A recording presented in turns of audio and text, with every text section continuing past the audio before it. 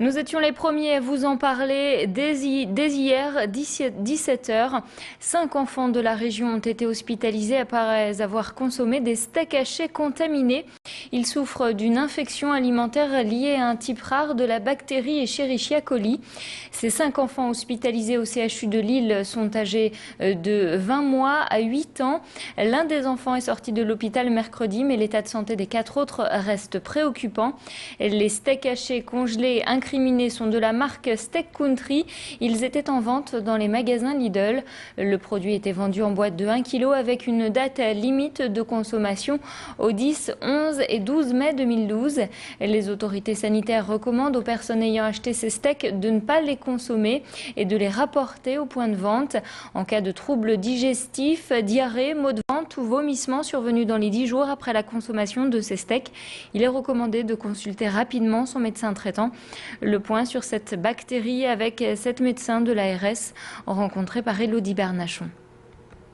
Les magasins Lidl sont en train ils vont apposer des affiches partout pour demander aux consommateurs qui ont acheté ces types de steaks chez eux de les ramener. Elles se propagent dans tout aliment qui est contaminé, qui n'est pas propre. Et donc, on en revient toujours aux mêmes règles d'hygiène. En sachant que là, bien évidemment, je tiens à préciser que dans le cas qui nous préoccupe aujourd'hui, ça n'a absolument rien à voir avec l'épisode infectieux qui s'est déroulé en Allemagne et à partir de la contamination que les biologistes allemands ont mis en évidence. Il va falloir penser à lever le pied. Le nouveau préfet du Nord, Dominique Bure, veut réduire la vitesse sur les routes de la métropole lilloise.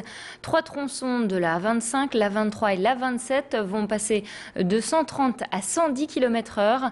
La voie rapide urbaine va redescendre de 110 à 90. Il en sera de même pour certains passages de la 1, de la 25, de la 23 et de la 27. Ces nouvelles limitations de vitesse devraient être mises en place pour la mi-juillet. Tous les panneaux de signalisation concernés vont être modifiés pour informer les automobilistes. La préfecture entend ainsi poursuivre ses efforts en matière de sécurité routière. Dans le Nord, 32 personnes ont perdu la vie entre le 1er janvier et le 14 juin 2011 et 796 accidents ont été comptabilisés fin mai 2011. C'est la philosophie qui ouvre le bal des épreuves générales du baccalauréat. Ce matin, plus de 654 000 candidats vont plancher à travers toute la France. Nos caméras ont suivi Pauline, Édouard et Charlotte, des triplés qui passent le bac scientifique. C'est dans leur maison familiale à Villeneuve-d'Ascq que les 3 ados peaufinent leur dernière révision.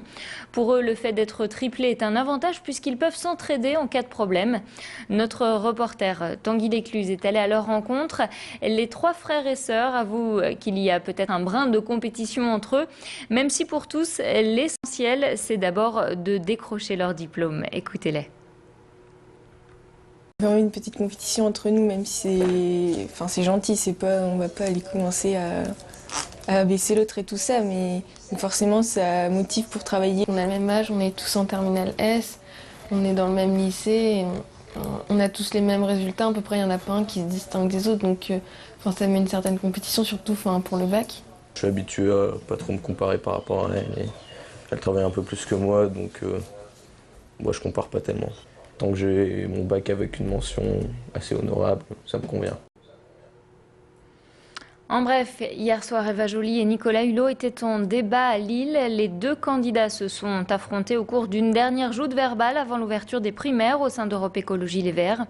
Éric Quiquet, le vice-président de la communauté urbaine de Lille, a annoncé qu'il soutiendrait Nicolas Hulot. Idem pour Emmanuel Vaux, vice-président de la région.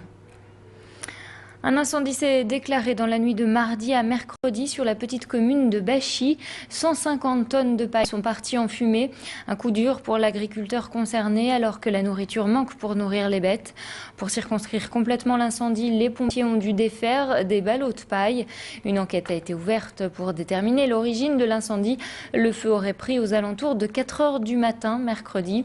Pour l'exploitant de la ferme Paulet, reconstituer son stock de fourrage va être coûteux et laborieux.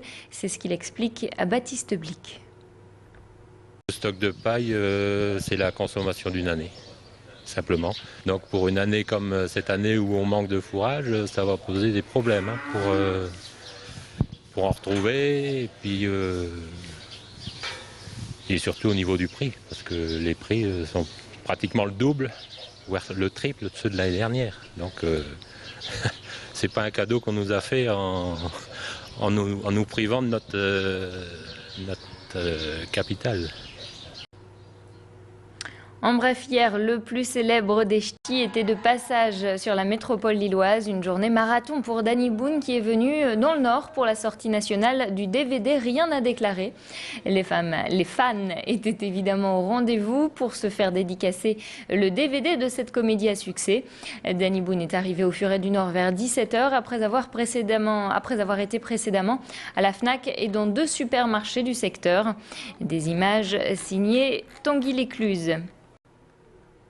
Et puis comme chaque jeudi, nous avons une pensée pour nos confrères de France Télévisions, Hervé Guéquière et Stéphane Taponnier. Cela fait 534 jours qu'ils sont en otage en Afghanistan. Ils ont été enlevés le 30 décembre 2009. C'est la fin de ce flash préparé par l'ensemble de la rédaction. À suivre la météo des plages et l'infotrafic.